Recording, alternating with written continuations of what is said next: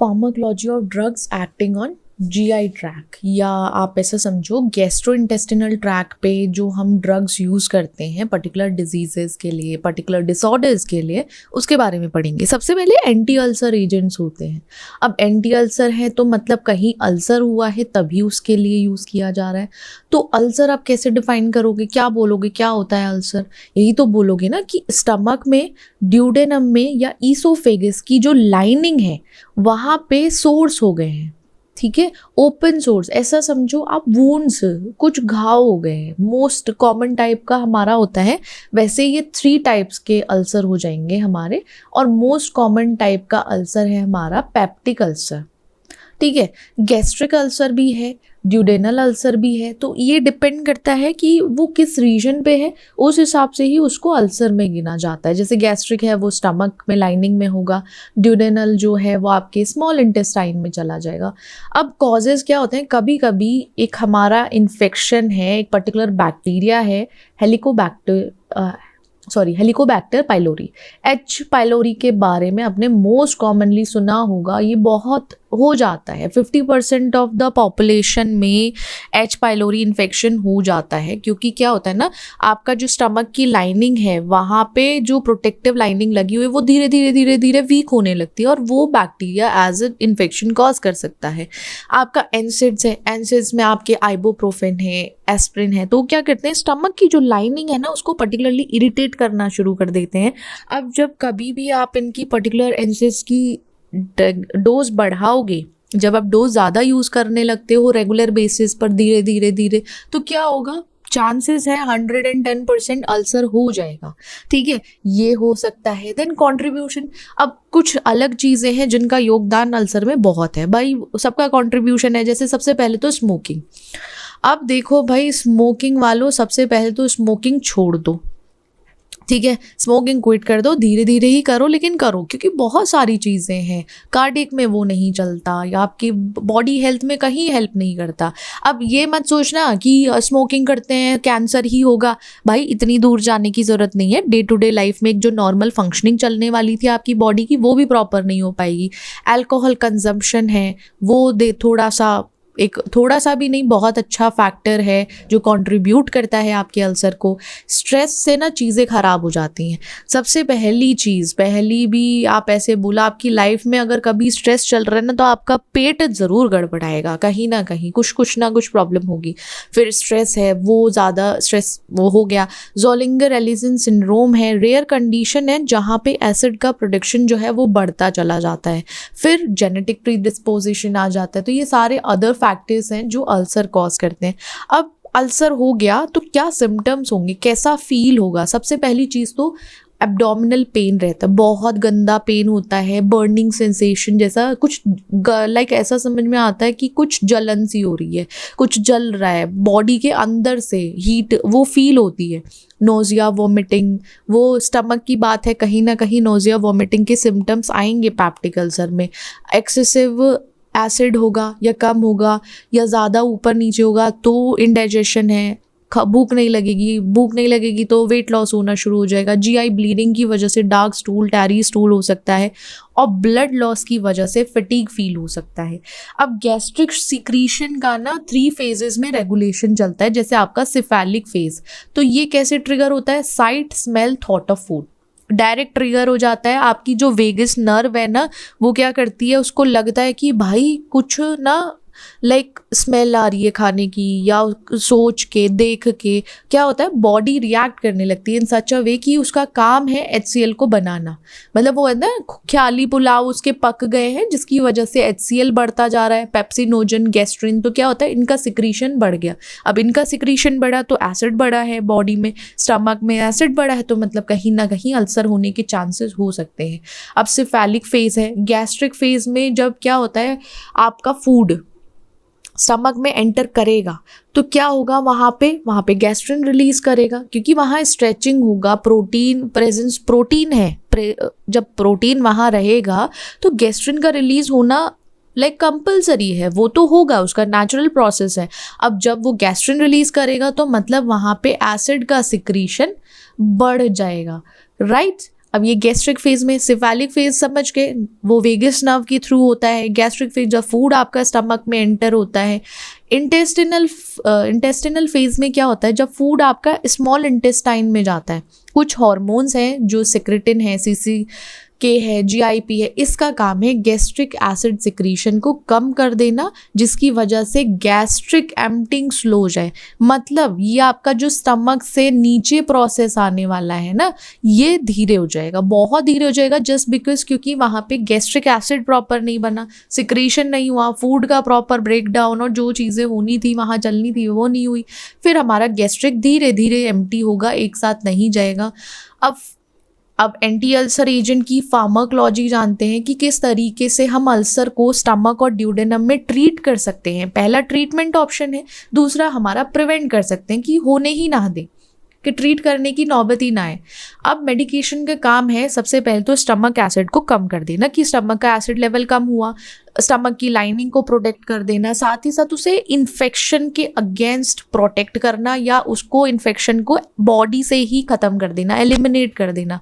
उसमें क्लासेस आती हैं पीपीआई, ये याद रख लेना, प्रोटोन पंप इनहिबिटर। ये तो डे टू डे लाइफ में वो होता है ना, सुबह गैस का कैप्सूल खा लो, तो वो क्या है, हमारे प्रोटोन पंप इनहिबिटर्स ही होते हैं। ओमीप्राजोल, पेंटाप्राजोल, एस्मोप्राजोल, तो मतलब जिसके पीछे प्राजोल लगा है कहीं ना कहीं वो हमारे पीपीआई है। अब इनका काम क्या होता है, इरिवर्सिबली वो हाइड्रोजन पोटेशियम एटिपेज जो है उसको इनहिबिट कर देते हैं। मतलब जो रिस्पॉन्सिबल है ना कि कहीं ना कहीं एसिड का सिक्रीशन बढ़ाने के लिए पैराइटल सेल में, वो उनको बोलते हैं, क्योंकि ये प्रोटोन पंप हेल्प करेगा गैस्ट्रिक एसिड जो पैराइटल सेल्स हैं वहाँ से HCl रिलीज करने के लिए।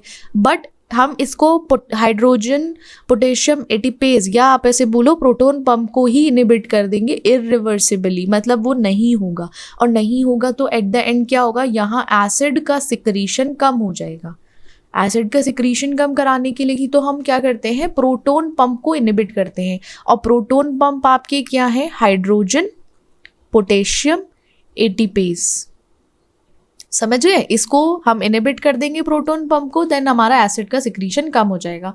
पैप्टिक अल्सर के टाइम पे इसको यूज कर सकते हैं हम, ठीक है। ओमीप्राजोल, पेंटाप्राजोल, रेबीप्राजोल, ये सब चीज़ें इसमें आ जाएंगी हमारी।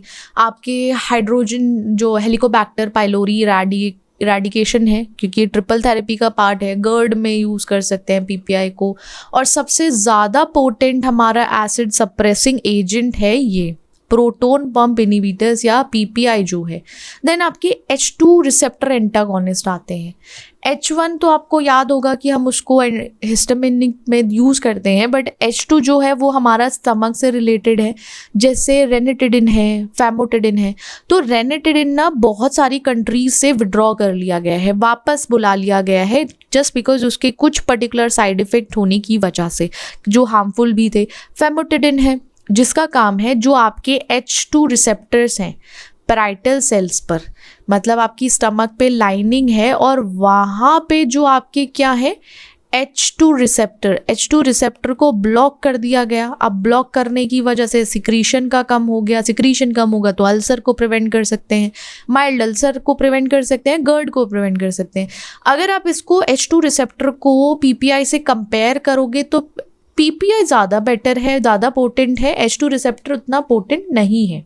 एंटासिड्स है, अब एंटासिड्स को देखा जाए तो हमारे जैसे aluminium hydroxide, magnesium, calcium carbonate, magnesium hydroxide, इसका काम है गैस्ट्रिक एसिड को न्यूट्रलाइज करेगा और पीएच को बढ़ाएगा। पीएच जब बढ़ेगा तो आपको क्या समझ आएगा कि वहाँ पे कुछ ना कुछ बेसिक या फिर अल्कलाइन की बात हो रही है। एसिड तो है नहीं, एसिडिक मीडियम नहीं, एसिडिक नहीं है वो, तो उसका काम है गैस्ट्रिक एसिड को न्यूट्रलाइज करना और पीएच को इंक्रीज करना। अब कभी भी जैसे हार्ट बर्न है, इनडाइजेशन है, तो वहाँ उनके पर्टिकुलर सिम्टोमेटिक रिलीफ के लिए हम एंटासिड्स यूज़ करते हैं। अब जैसे आपके मैग्नीशियम सॉल्ट्स हैं, एल्यूमिनियम सॉल्ट्स वो कॉन्स्टिपेशन के लिए है, मैग्नीशियम आपका डायरिया के लिए है, तो ये एंटासिड्स यूज़ किए जाते हैं।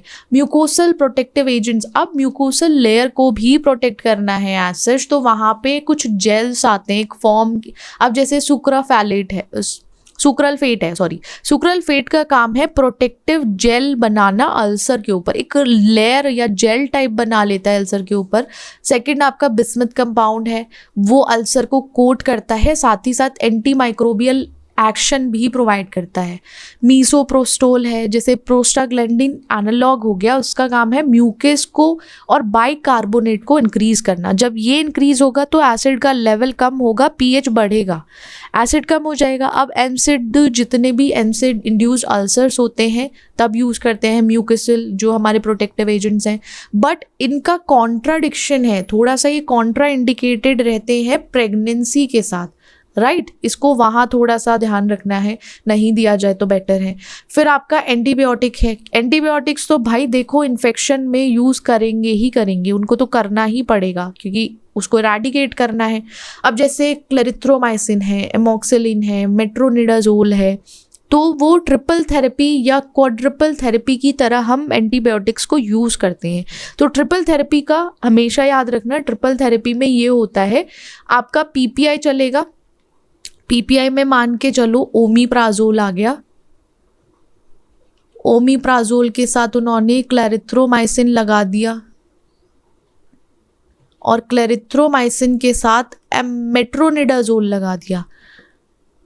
ये लगाते ही लगाते हैं, ये 3 जो ट्रिपल थेरेपी है या क्वाड्रिपल, ये तो ट्रिपल थेरेपी है, इसको यूज़ किया जाता है, इसको इस प्रोसेस, ये ट्रिपल थेरेपी को ना याद रखना, डे टू डे लाइफ में काम आ ही जाता है ये। Drugs for constipation and diarrhoea.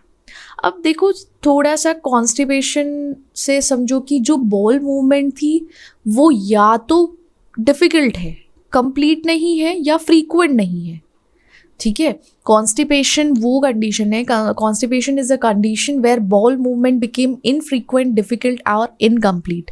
ये एक्यूट भी हो सकता है कि भाई चलो ठीक है कुछ टाइम के लिए हुआ था थोड़ा सा, फिर उसके बाद क्रोनिक भी हो सकता है।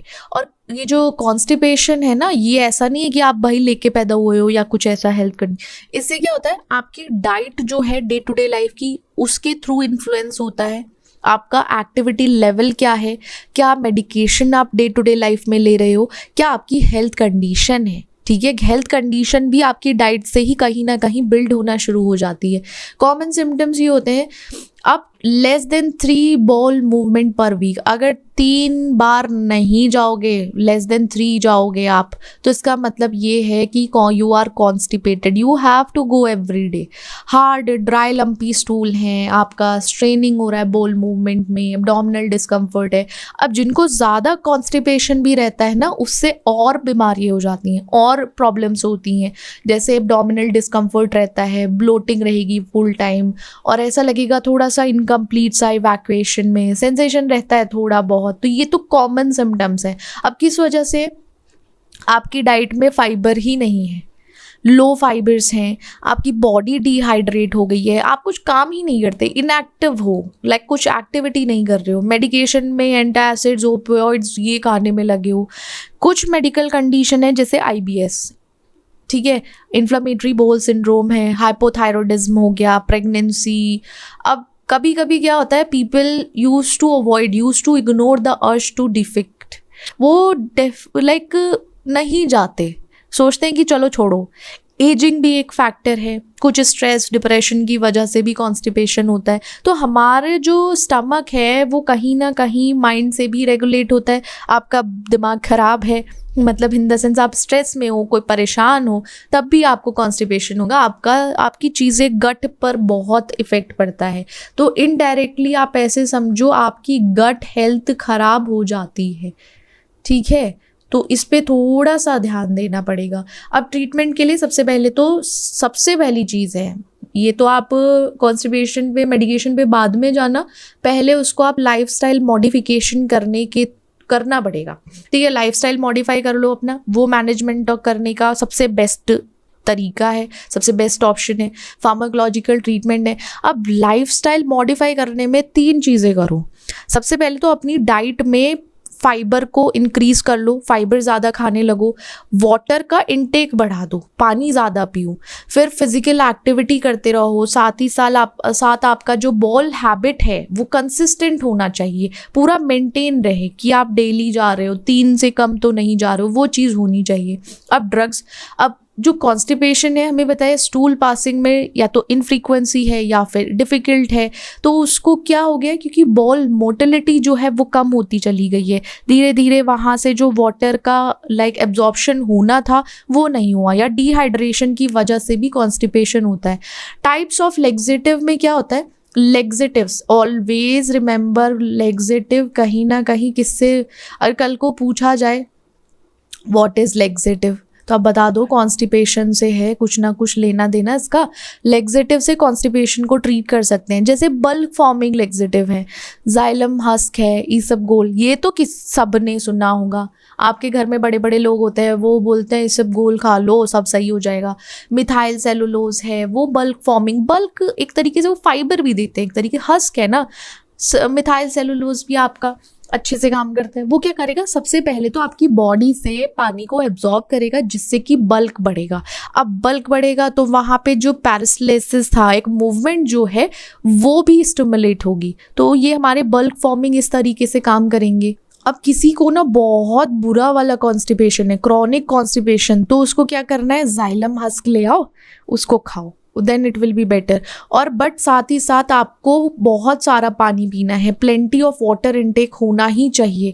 देन स्टूल सॉफ्टनर है, इमोलियंट्स हैं, डॉक्यूसेट सोडियम है जिसका काम है स्टूल को सॉफ्ट करना बाय वाटर और फैट पेनिट्रेशन, वो वाटर रिटेंशन एक तरीके से इंक्रीज करेगा, तो वहाँ पे क्या होगा, सॉफ्टन हो जाएंगे स्टूल।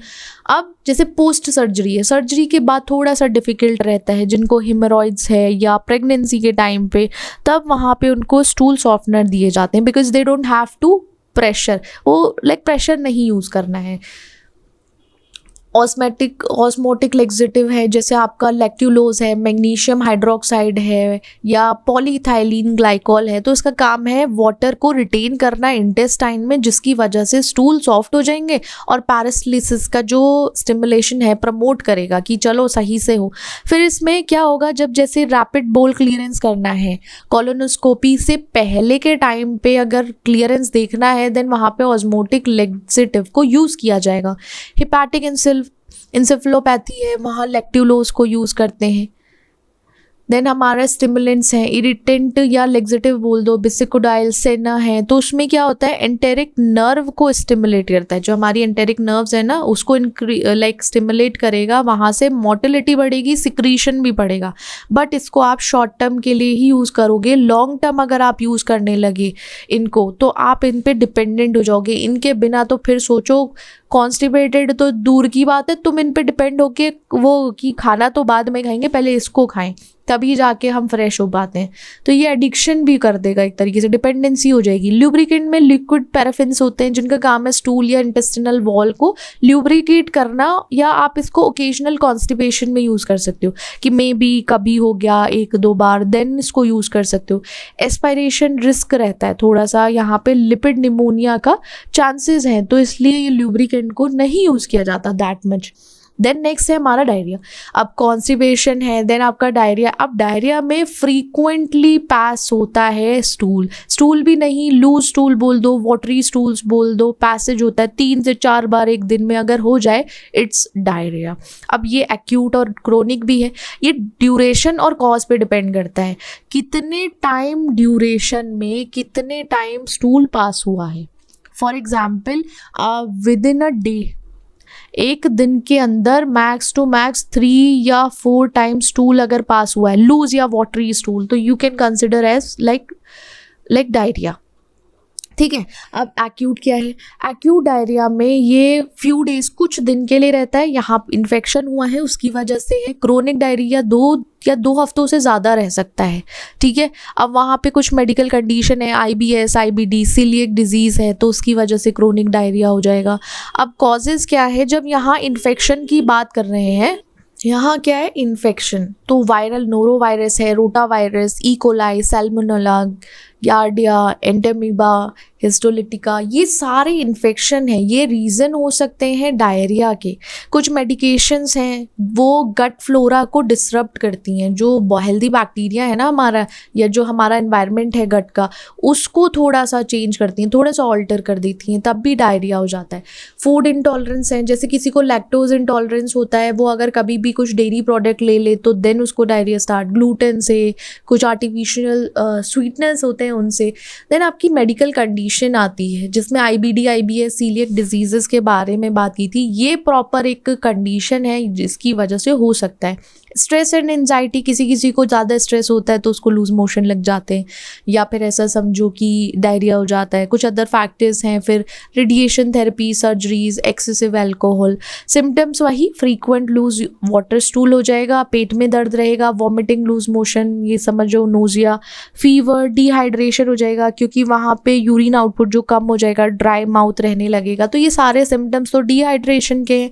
अब ट्रीटमेंट के लिए सबसे पहले तो अपनी बॉडी को रिहाइड्रेशन की ज़रूरत है। सबसे पहले उसको पकड़ के ORS पिला दो कि भाई तू डिहाइड्रेट मत हो, पता चला बिल्कुल लाइक निचुड़ गया अच्छे से। फ्लूइड्स, क्लियर फ्लूइड्स यूज कर सकते हैं। अगर सीवियर डिहाइड्रेशन हो गया है, फॉर एग्जाम्पल इतना ज़्यादा समर में तो बहुत लोगों को डिहाइड्रेशन होता है, तो उनको क्या करना चाहिए, ORS तो लेना ही चाहिए क्योंकि कुछ ज़्यादा अच्छा बेटर है वो रिहाइड्रेट होने के लिए। ये ज़रूरी नहीं कि आप जब बीमार हो तभी लो, नॉर्मल डेज में लेते रहने चाहिए।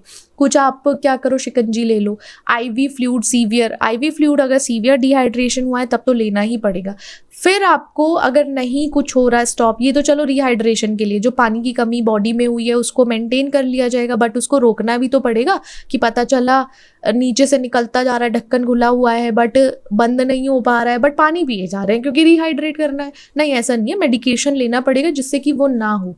डाइटरी एडजस्टमेंट करने पड़ेंगे, ज़्यादा स्पाइसी मत खाओ, कुछ ग्रीसी मत खाओ उस पर्टिकुलर टाइम पे।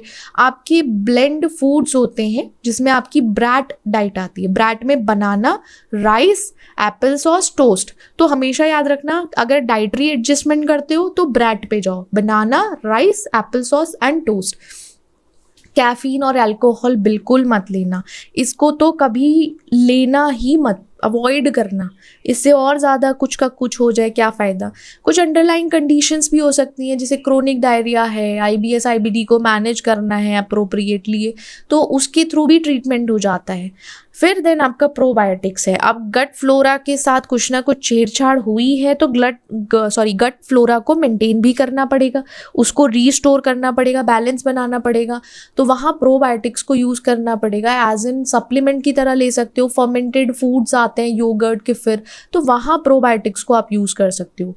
अब ड्रग्स, डायरिया के लिए क्या ड्रग्स यूज़ किए जा सकते हैं, जैसे आप ऐसे समझो एड्जॉर्बेंट्स हैं, anti motility, anti secretary, antibiotics, जब इन्फेक्शन की वजह से डायरिया हुआ है। एड्जॉर्बेंट में आपके केओलिन, एक्टिवेटेड चारकोल आ जाता है, जिनका काम है टॉक्सिन्स को एब्जॉर्ब करना। ठीक है, टॉक्सिन्स को, वाटर को एब्जॉर्ब कर लेगा, वहीं पे स्टूल जो है वो बल्क हो जाएगा, जो लूज और वाटरी था ना वो उसमें थोड़ा सा बल्क आ जाएगा। माइल्ड डायरिया के ट्रीटमेंट के टाइम पे हम एड्जॉर्बेंट को यूज़ करते हैं। एंटी मोटिलिटी एजेंट्स आते हैं, जैसे आपके उसका मैकेनिज्म है कि ओपियोइड रिसेप्टर एगोनिस्ट पे काम करेगा, मोटिलिटी, जो गट मोटिलिटी वो स्लो हो जाएगी तो वहाँ पे एब्जॉर्प्शन बढ़ जाएगा। जैसे लोप्रामाइड है आपका, डाइफिनॉक्सिलेट है। तो जो ट्रैवलर्स डायरिया है या क्रोनिक डायरिया है तो तब हम एंटी मोटिलिटी एजेंट को यूज़ कर सकते हैं, बट आप इसको इन्फेक्शियस डायरिया में नहीं दे सकते क्योंकि वहाँ पे इन्फेक्शन और ख़राब हो सकता है। कभी उठा के लोप्रामाइड पे खिला दो कि भाई खा ले, ये तो सही कर देता है, बट क्या है, ये एंटी मोटिलिटी एजेंट है, आप इसको इन्फेक्शन में नहीं दे सकते।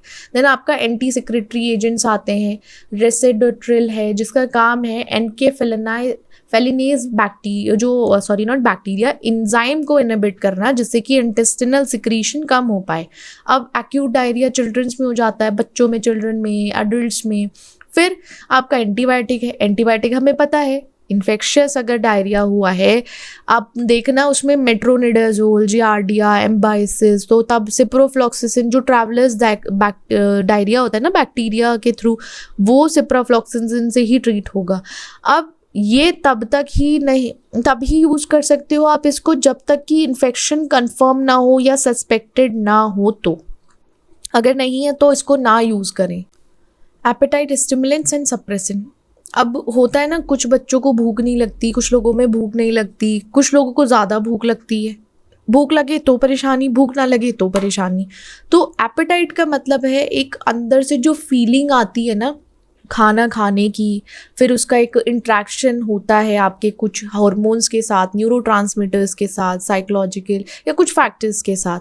तो appetite is the desire or urge to eat and is regulated by a complex interaction of hormones, neurotransmitter, psychological factors, medical factors. अब हेल्दी एपेटाइट कैसे बताओगे? हेल्दी एपेटाइट तो वो होता है जहाँ पे हमारा पूरा सपोर्ट करेगा न्यूट्रिशन को के लिए, पूरी वेलबींग, आप प्रॉपर हेल्दी डाइट खा सको, पूरा अच्छे से खाना खाओ। देन आप एक्सेसिव या रिड्यूस्ड एपेटाइट से क्या होगा, अगर आप सोचो, या तो आपको बहुत ज़्यादा खाना खाना है, लाइक आपको बहुत ज़्यादा भूख लग रही है या बहुत कम है, तो उससे क्या होगा, आपके वेट इम्बैलेंस होगा, वेट पे अफेक्ट पड़ेगा, न्यूट्रिशन में कमी होती है, मैल न्यूट्रिशन हो जाता है, जिसकी ज़रूरत होती है वो पूरा पहुँच ही नहीं पाता, और ज़्यादा खाते हैं तो वहाँ क्या होगा, वहाँ ओबेसिटी है। अब फैक्टर्स कुछ ऐसे हैं जो एपेटाइट को अफेक्ट करते हैं, जैसे आपका हार्मोनल इम्बैलेंस होता है, तो ग्रेलिन है जहाँ पे हंगर बढ़ जाती है, और लेप्टिन है जहाँ स्टेटिटी एक तरीके से इंक्रीज होती है। मेडिकेशन में देखा जाए, कुछ मेडिकेशंस लेते हैं, जैसे एंटी डिप्रेसेंट्स कोई ले रहा है या कॉर्टिकोस्टेरॉइड्स कोई ले रहा है, तो उसकी वजह से एपेटाइट पे लाइक अफेक्ट पड़ता है। आपकी एपेटाइट मतलब भूख लगना, खाना खाने पे थोड़ा सा अप एंड डाउन होता है। साइकोलॉजिकल स्ट्रेस, अगर कोई ऐसी स्ट्रेस में है, डिप्रेशन में है, किसी को ईटिंग डिसऑर्डर है, एक ईटिंग डिसऑर्डर में एनोरेक्सिया भी आता है, उसके बारे में अगर आपने सुना हो, उसमें ना भूख नहीं लगती, एक तरीके से खाना नहीं खाते वो लोग। मेडिकल कंडीशंस हैं, कुछ एनवायरमेंटल फैक्टर्स हैं, तो जिसकी वजह से एपेटाइट इन्फ्लुएंस होता है, ऊपर नीचे होता है। एपेटाइट स्टिमुलेंट मतलब जिनको भूख नहीं लगती, अब उनकी भूख बढ़ाने के लिए हम एपेटाइट स्टिमुलेंट दे सकते हैं, ठीक है। और एग्जेंट्स बोल दो, जैसे कुछ कंडीशंस हैं, कुछ इंडिकेशन है, एनोरेक्सिया है, कैंसर कैक्सिया है, HIV एसोसिएटेड, डिप्रेशन की वजह से वेट लॉस हो रहा है, फिर आपका जियाट्रिक जो अंडर न्यूट्रिशंस हैं, ओल्ड एज में इतना नहीं हो पाता, तो उसके हिसाब से उनकी भूख कम होती जाती है। तो भूख बढ़ाने के लिए ऐसा नॉर्मल समझो, एपेटाइट स्टिमुलेंट मीन्स की भूख बढ़ाने के लिए यूज़ करेंगे। वहाँ पे कुछ एंटी हिस्टामिन लाइक H1 ब्लॉकेट्स हैं, उनको ब्लॉक करके देन वर्क किया जाएगा। कॉर्टिकोस्टेरॉइड्स हैं, cannabinoids, anabolic steroid, tricyclic anti depressants, तो ये सारे हमारे एज वर्क करते हैं एपेटाइट स्टिमुलेंट की तरीके से, राइट। ये हो गया। अब जैसे ये आपके सारे एंटी हिस्टामिन्स हैं, उनके एग्जाम्पल्स आ गए। मैकेनिज्म मतलब यहाँ पे आपका जो H1 ब्लॉकर है वो H1 रिसेप्टर एंटागोनिज्म है, साथ ही साथ वहाँ 5-HT2 रिसेप्टर ब्लॉकेट है। जब ये चीज़ें ब्लॉक होंगी देन आपका एपेटाइट बढ़ेगा। बहुत सारे लाइक चेंजेस करने पड़ते हैं जब अगर आप डिजीज़ को नहीं, बट हाँ एज ए कुछ कंडीशन को, पर्टिकुलर कंडीशन को ट्रीट करने के लिए ऑल्ट्रेशन करते हो। मोस्टली एंटी हिस्टामिन्स तब दिया जाता है पीडियाट्रिक में, बच्चों को भूख नहीं लगती, या ओल्ड एज में जिनको भूख नहीं लगती है, एनोरेक्सिया की कंडीशन है पीडियाट्रिक या जीरियाट्रिक में, तो वो फेलियर टू थ्राइव मतलब वो नहीं कर पाते, उनको नहीं लगता कुछ ऐसा। कॉर्टिकोस्टेरॉइड प्रेडनिसोलोन है, तो एज एन एंटी इन्फ्लेमेटरी और सेंट्रल इफेक्ट जो एपेटाइट सेंटर पे होता है उसके थ्रू। अब ये शॉर्ट टर्म कैंसर कैक्सिया में यूज़ किया जाता है, जैसे टर्मिनल इलनेस है तब कॉर्टिकोस्टेरॉइड्स को यूज़ करते हैं। बट इसमें क्या है, एक चीज़ ध्यान रखनी है, अगर कॉर्टिकोस्टेरॉइड्स लंबे समय तक यूज़ किया जाए तो उससे साइड इफेक्ट भी देखने को मिलता है। कुशिंगोइड फीचर्स हैं, हाइपरग्लाइसीमिया है, कैनाबिनॉइड्स है, जैसे आपका ड्रोनाबिनॉल है, सिंथेटिक THS बोल सकते हो। अब इसमें क्या होता है, CB1 रिसेप्टर एगोनिस्ट है, ठीक है, वहाँ करेगा ये काम अपना CB1 रिसेप्टर पे। अब एपेटाइट बढ़ाएगा, साथ ही साथ मूड एलिवेशन भी होगा। कुछ जैसे एड्स रिलेटेड एनोरेक्सिया है तो तब इसको यूज़ कर सकते हैं कैनाबिनॉइड्स को। कीमोथेरेपी इंड्यूस्ड नोजिया होता है तब कैनाबिनॉइड्स को यूज़ कर सकते हैं। एनाबॉलिक स्टेरॉइड्स हैं, ट्राइसाइक्लिक्स हैं, तो ये सारे क्लासिफिकेशन में आ जाएंगे फॉर एपेटाइट स्टिमुलेंट। अब एपेटाइट सप्रेसेंट्स हैं, जो लोग बोलते हैं कि लाइक दावा करते हैं ना कि हाँ भाई तुमको पतला कर देंगे, तो कहीं ना कहीं वो आपकी एपेटाइट सप्रेस कर रहे हैं। एनोरेक्सियंट्स, ठीक है, वो आपकी भूख को कम करेंगे, आपको भूख कम लगेगी तो आप धीरे धीरे लाइक एक तरीके से वेट कम होता जाएगा थोड़ा सा। अब जैसे ओबेसिटी है, किसी को एक हेल्थ कंडीशन है या ओबीज है, तब एपेटाइट सप्रेसेंट्स। कोई ज़्यादा खाता है, ओवर ईटिंग की भी आदत होती है, किसी को ओवर ईटिंग डिसऑर्डर है, उसको दिया जा सकता है। देन आपका मेटाबॉलिक सिंड्रोम्स हैं, तो ये डाइट और एक्सरसाइज के साथ एक एडजंक्ट की तरह काम कर सकता है कि साइड में इसको भी लिया जा सकता है। क्लासेस क्या है? सिम्पैथोमाइमेटिक एजेंट्स हैं, एसएनआरआई है, GLP-1 रिसेप्टर एगोनिस्ट है, कॉम्बिनेशन ड्रग्स हैं। तो ये आपकी क्लासेस आ जाती हैं एपेटाइट सप्रेसेंट की। सिम्पैथोमाइमेटिक जो हैं जैसे एजेंट्स हैं जिनका काम है नॉर एपिनेफ्रिन या डोपामिन को इंक्रीज करना। जब इनको इंक्रीज किया जाता है वहाँ पे CNS स्टिमुलेशन होगा और हंगर कम हो जाती है। बट इसको शॉर्ट टर्म के लिए ही यूज़ करना चाहिए, लॉन्ग टर्म के लिए ये सही नहीं होते, क्योंकि साइड इफेक्ट ऐसे नींद नहीं आती, आपका हाइपरटेंशन का प्रॉब्लम हो सकता है, और मोस्ट प्रोबेबली डिपेंडेंसी भी एक रीज़न हो सकता है। तो इसको नहीं लेना चाहिए, एज एन इंस्ट्रूमेंट स्टिमुलेंट भी है। फिर आपका सेरोटोनिन, नॉरएपिनेफ्रिन रीअपटेक इनहिबिटर्स आ जाते हैं जिनका काम है साइब्यूट्रामिन को एक तरीके से वापस बुला लिया गया है। बहुत सारी कंट्रीज़ में विड्रॉ कर लिया है क्योंकि कार्डियोवैस्कुलर रिस्क आ गए थे इसमें, थोड़े से कार्डियोवैस्कुलर से रिलेटेड। अब स्टेटिटी थोड़ा सा इंक्रीज़ हो जाती है जहाँ पे सेरोटोनिन बढ़ता है, और साथ ही साथ क्या होता है, नॉरएपिनेफ्रिन का भी थोड़ा सा देखने में आता है। इसको अगर यूज़ करना है थोड़ा कॉशन रखना है। अगर अल्टरनेटिव कोई और अदर ऑप्शन अवेलेबल है मार्केट में तो आप इस पे नहीं जाओगे, इस एग्जाम्पल या इस पर्टिकुलर ड्रग पे नहीं मूव करोगे। अब GLP-1 रिसेप्टर हैं, कॉम्बिनेशन ड्रग्स हैं, इनको भी यूज़ किया जा सकता है जिस हिसाब से एंटी सप्रेसेंट्स हैं या एपेटाइट सप्रेसेंट्स बोलो, जिनका काम है आपकी हंगर को ख़त्म करना, भूख ना लगने देना, धीरे धीरे चीज़ें। बट इनके साथ ना कुछ सप्लीमेंट्स लगते हैं जिससे कि क्या होता है, जो माल न्यूट्रिशन की कंडीशन है वो ना आए, कि आपकी बॉडी से वेट तो जा ही रहा है बट माल न्यूट्रिशन ना हो, तो वो साथ में चलते रहने चाहिए, राइट। ओके, नेक्स्ट है हमारा डाइजेस्टेंट्स एंड कार्मिनेटिव्स। अब डाइजेस्टेंट ना, अच्छा एक चीज़ और याद रखना, जैसे आप नोट्स से पढ़ोगे, आप नोट से जब पढ़ोगे तो आप अपना नोटबुक लेकर बैठोगे। अब नोटबुक में एक एक चीज़ नोट करते रहना, ये सारे जितने भी आपके GI ट्रैक्ट से रिलेटेड हैं तो उसका बना लेना कि डाइजेस्टेंट क्या काम करते हैं, कार्मिनेटिव्स क्या काम करते हैं, क्योंकि इनकी जब डेफिनेशन आती है तो आपको डेफिनेशन एज इट इज़ लिखनी पड़ेगी, क्योंकि उसके अलावा कुछ नहीं लिख सकते आप। ये थोड़ी लिख के आओगे हाँ भाई ये डाइजेशन में काम करता है, ऐसे थोड़ी लिखोगे डाइजेशन।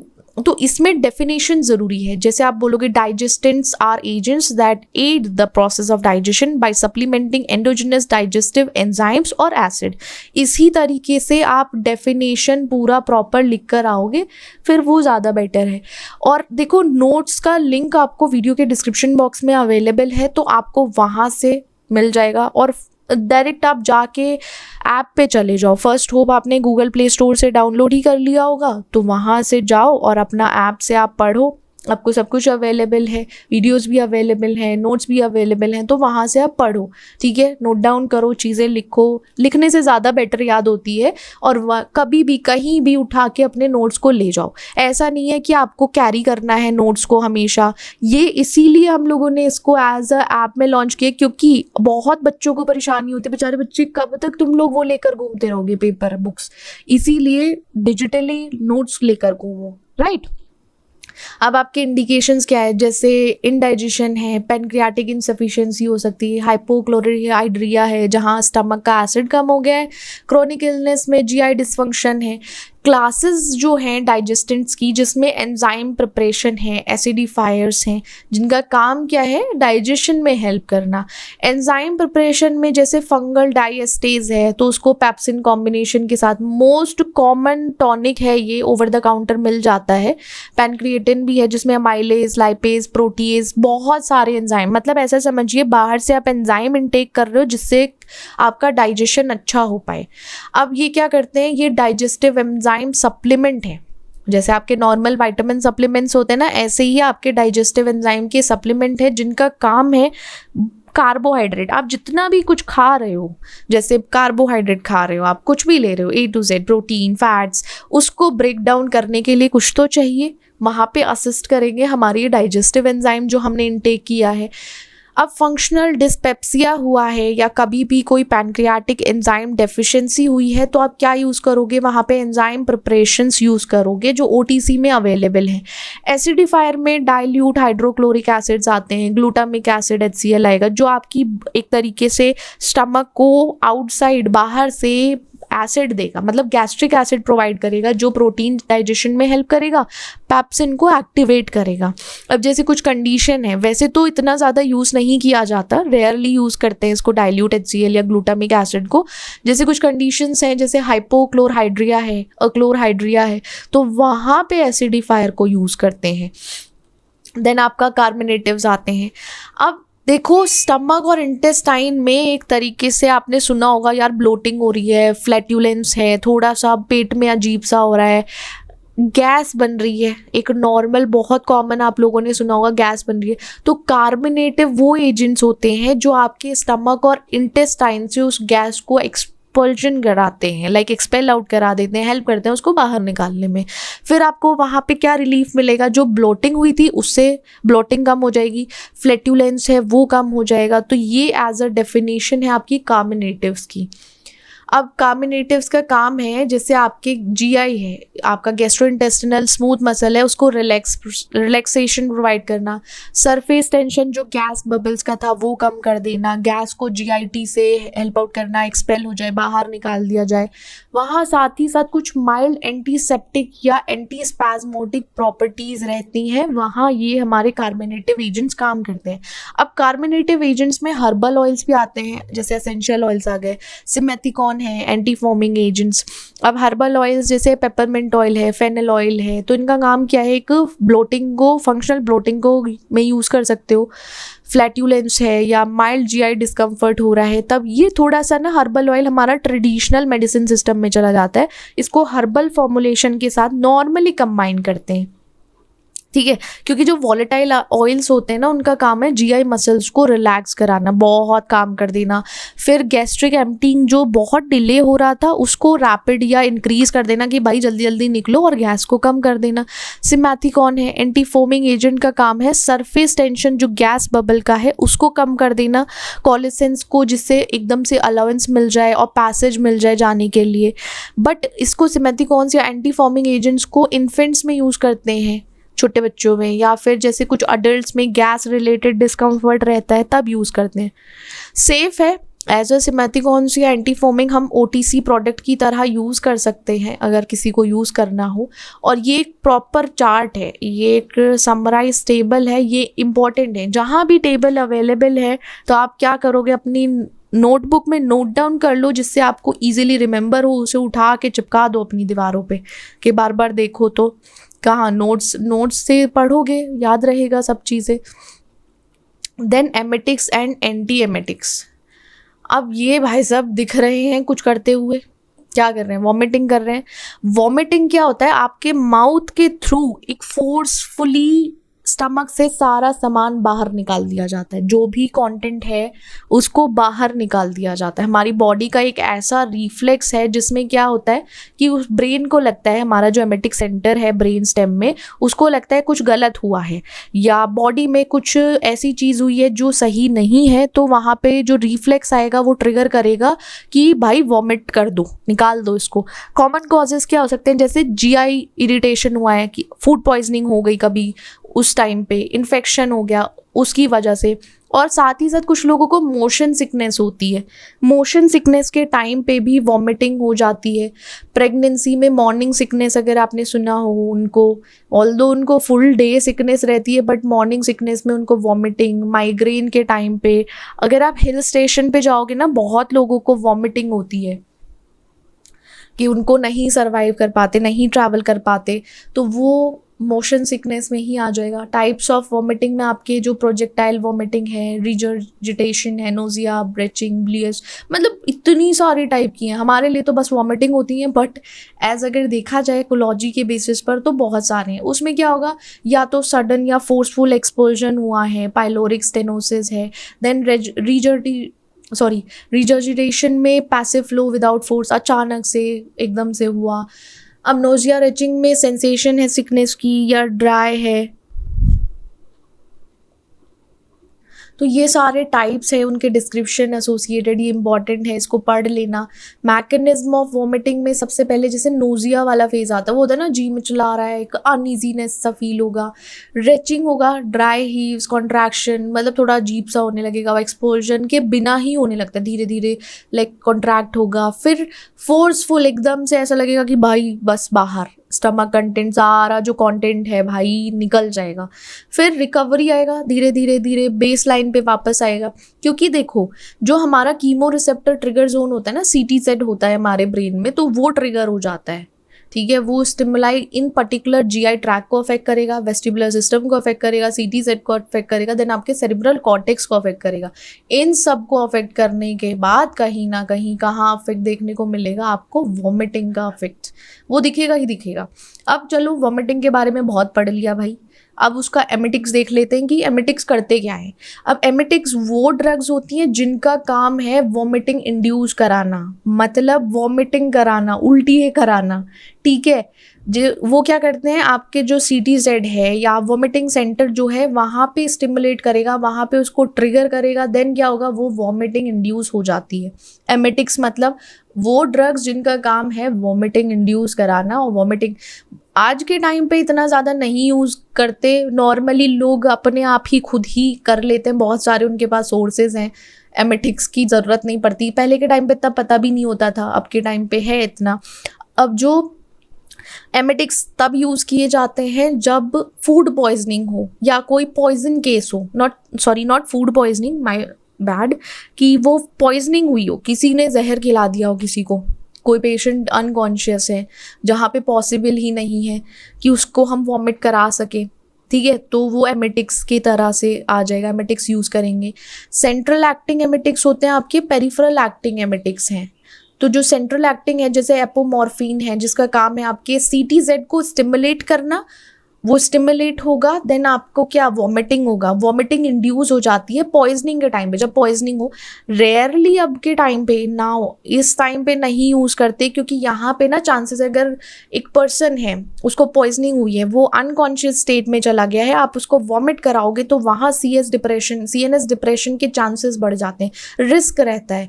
फिर आपके एपिकाक सिरप आ जाते हैं, एपिकाक सिरप में अल्कलॉइड्स, एमिटिन, सिफेलिन, तो ये सारी चीज़ें आएंगी। ये गैस्ट्रिक म्यूकोसा को इरिटेट करता है, जिसकी वजह से हमारा CTZ को लगता है भाई पेट में कुछ गड़बड़ हुई है, गैस्ट्रिक लाइक कुछ तो प्रॉब्लम हुई है। छोटे बच्चों में पीडियाट्रिक पॉइजनिंग अगर होती है तब यूज़ करते हैं, बट अगर इसको मिसयूज़ किया गया, एपिकाक सिरप को अगर मिसयूज़ कोई कर लेता है, उसकी वजह से कार्डियोटॉक्सिसिटी हो सकती है। तो ये पेरिफेरल एक्टिंग एमेटिक्स हैं। अब चलो एमेटिक्स से तो ये हो गया, इंड्यूस कराई वॉमिटिंग। एंटी एमेटिक्स का काम क्या है? अब जैसे कुछ लोग हैं जिनको मोशन सिकनेस रहती है, वो ना गाड़ी में बैठते के साथ ही, चलते के साथ ही उनकी वॉमिटिंग स्टार्ट होती है, उनको नोजिया जैसा फील होने लगता है। तो उसको ना हो, उसको प्रिवेंट करने के लिए क्या करते हैं हम, वो ड्रग्स यूज़ करते हैं। वो ड्रग्स क्या है, हमारी एंटी एमेटिक्स ड्रग्स हैं।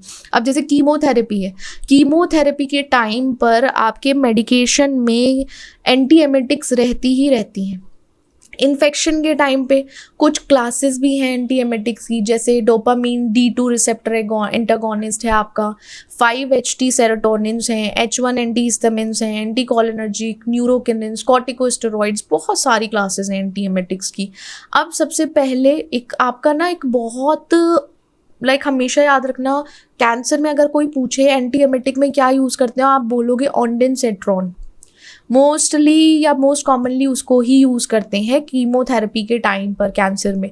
डोपामीन जो है आपका, मीटोक्लोप्रोमाइड है, डोमपेरिडोन है, तो ये क्या करता है, D2 रिसेप्टर जो CTZ में उसको ब्लॉक करेगा, उसे पता ही नहीं चलेगा, तो वॉमिटिंग नहीं होगी। अब इसको जैसे GI कॉजेज हैं, कुछ गैस्ट्रोइंटेस्टिनल कॉज या रीज़न की वजह से वॉमिटिंग हो रही थी, तो वहाँ पे D2 रिसेप्टर एंटागोनिस्ट को दिया जाएगा। और जो आपका मेटोक्लोप्रोमाइड है वो प्रोकाइनेटिक एक्शन भी रखता है, तो उसको वैसे दे सकते हैं। अब साइड इफ़ेक्ट्स में क्या आएगा, एक्स्ट्रा पिरामिडियल सिम्टम्स आ गए, स्पेशली अगर देखा जाए वो चिल्ड्रन में होगा, बच्चों में। देन नेक्स्ट डोपामीन के 5-HT3 सेरोटोनिन रिसेप्टर एंटागोनिस्ट हैं, जो ऑन्डेंसेट्रोन है, ग्रेनिसेट्रोन है, जो ये यूज़ किए जाते हैं जैसे कीमोथेरेपी की वजह से नोजिया, वॉमिटिंग जैसी फीलिंग होती है, पोस्ट ऑप नोजिया जो है तब भी यूज़ करते हैं। इफ़ेक्टिव है टॉलरेटेड भी सही है, वेल टॉलरेटेड है, तो इसको 5-HT3 सेरोटोनिन रिसेप्टर एंटागोनिस्ट को यूज़ करते हैं। फिर आपका H1 एंटीहिस्टामिन है जिसमें प्रोमिथाजीन, डाइफेनहाइड्रामाइन, मैक्लिजिन है। इसका काम है, अब जब H1 एंटीहिस्टामिन है तो मतलब ब्लॉक करेगा या आपके H1 रिसेप्टर को वेस्टिबुलर सिस्टम में, जब जिनको मोशन सिकनेस है, जो लोग वर्टिगो या मोशन सिकनेस है, थोड़ा सा कहीं उनका अप एंड डाउन होता है या वेस्टिबुलर सिस्टम आपके ईयर में थोड़ा अप डाउन होता है, तो वहाँ पे H1 एंटीहिस्टामिन्स ही काम करेंगे। फिर एंटीकोलिनर्जिक जिसका मस्कैर्निक रिसेप्टर को ब्लॉक करके काम करेगा। देन आपके NK1 न्यूरोकिनिन जो रिसेप्टर एंटागोनिस्ट है, वो सब्सटेंस P से बाइंड करता है, जैसे NK1 रिसेप्टर से ब्रेन में, उसको ही ब्लॉक कर देगा, तो वो होने नहीं देगा, वो चीज़ नहीं होगी, देन आगे वर्क नहीं होगा। फिर आपका ये कॉम्बिनेशन में यूज़ करते हैं, जो कीमोथेरेपी इंड्यूस्ड होता है ना, उस टाइम पे यूज़ करते हैं, वॉमिटिंग के टाइम पे 5-HT ब्लॉकर स्टेरॉइड के कॉम्बिनेशन में दिया जाता है। नया है बट कुछ रिफ्रैक्टरी केसेस में इसको यूज़ किया गया है। अब कॉर्टिकोस्टेरॉइड है, डेक्सामीथासोन है। डेक्सामीथासोन, इसका मैकेनिज्म अभी भी थोड़ा सा क्लियर नहीं है, इस पे अभी भी काम चल रहा है, लोग जानना चाह रहे हैं एग्जैक्टली किस तरीके से एक्ट ऑन करता है। बट इसकी जो प्रॉपर्टीज़ हैं, जैसे एंटी इन्फ्लेमेटरी है, सेंट्रल इफेक्ट है, तो वहाँ पे कॉर्टिकोस्टेरॉइड्स यूज़ कर सकते हैं। ये थोड़ा सा कॉम्बिनेशन में भी चला जाता है, जो हमारा कीमोथेरेपी इंड्यूस्ड है ना, वहाँ पे चला जाएगा। कीमो कैंसर में जब यूज़ करते हैं, पोस्ट ऑप नॉजिया में भी इसको एज इन यूज़ कर सकते हैं एंटी एमेटिक्स में। ओके, तो आज के लिए ही इतना, मिलते हैं नेक्स्ट क्लास में। See you in the next class, bye bye.